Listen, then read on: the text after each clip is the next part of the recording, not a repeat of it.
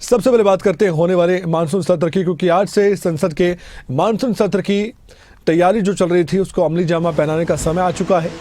यानी कि आज से आगाज हो जा रहा है मानसून सत्र का, और इस सत्र से पहले प्रधानमंत्री नरेंद्र मोदी संबोधित करेंगे।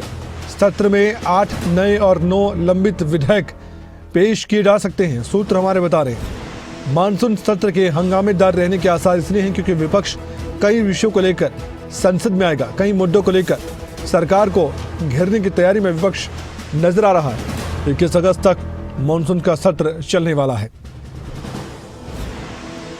हमारे साथ जुड़ चुके हैं राजा पटेल, बातचीत करते हैं। राजा, आज संसद की कार्यवाही में क्या क्या देखने को मिल सकता है? जैसे कि हम भी यहाँ पर चर्चा कर रहे थे दर्शकों के सामने कि विपक्ष आक्रामक दिखाई दे सकता है, सरकार पर खूब निशाने साध सकता है। क्या लगता है आपको?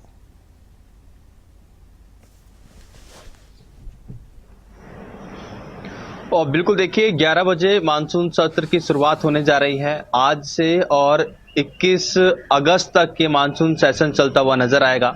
पर इस बीच विपक्ष की पूरी तैयारी है। विपक्ष के कई सांसदों ने सदन में नोटिस दिया है कि ऑपरेशन सिंदूर और पहलगाम हमले को लेकर सरकार चर्चा करे दोनों सदनों में।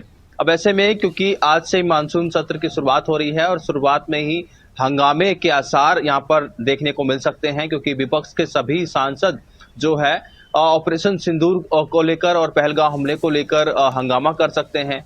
अब ऐसे में इस मानसून सत्र से पहले भाजपा की बड़ी बैठक है। बैठक में सभी सांसदों को बुलाया गया है और बैठक जो जानकारी है कि अब शुरू भी हो चुकी है। पीएम मोदी अब से कुछ देर बाद संबोधित इस बैठक को करेंगे, तो काफी महत्वपूर्ण ये सत्र है। और ऐसे में कई 2 दर्जन से ज्यादा महत्वपूर्ण बिल सरकार सदन में लेकर आ सकती है और पास भी करा सकती है। और ऐसे में तमाम जो अन्य मुद्दे हैं उन मुद्दों को लेकर भी सदन में चर्चा हो सकती है।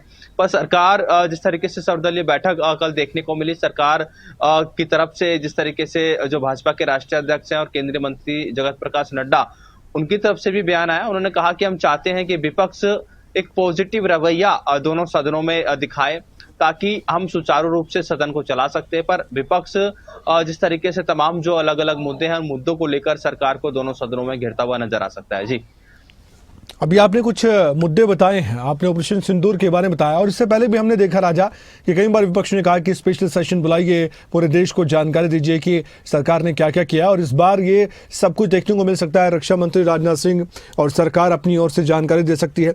लेकिन उसके अलावा देश के भीतर की बात करें तो आपको क्या लगता है? बिहार चुनाव भी नजदीक है, तो बिहार से जुड़े कई ऐसे मुद्दे भी हो सकते हैं। खासकर हमने देखा कि इलेक्शन कमीशन को लेकर भी विपक्ष, खासकर कांग्रेस और बिहार में अगर बात करें आरजेडी की, काफी ज्यादा निशाने साध रहे हैं बीजेपी पर, एनडीए गठबंधन पर।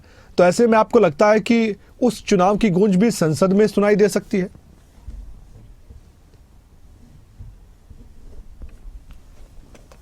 बिल्कुल देखिए, जाहिर तौर पर क्योंकि जिस तरीके से बिहार में विधानसभा चुनाव हैं और ऐसे में जो विपक्ष के नेता हैं वो एक साथ एक बड़ा मुद्दा उठा रहे हैं, वोटर आईडी कार्ड का मुद्दा।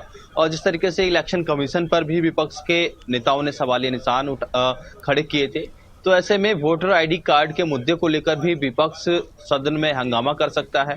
बिहार इलेक्शन के साथ साथ मणिपुर की बात करें, तमाम जो अन्य राज्य हैं उन राज्यों को लेकर भी विपक्ष अपनी बात सदन में रख सकता है। पर बड़ी बात, क्योंकि 11 बजे सदन की कार्रवाई शुरू होगी और ऐसे में सबसे बड़ी बात, क्योंकि करीबन 1 दर्जन से ज्यादा सांसदों ने विपक्ष के सदन में नोटिस दिया है, यानी कि उन्होंने कहा है कि सरकार ऑपरेशन सिंदूर को लेकर अपनी बात रखें, यानी कि चर्चा करें सदन में।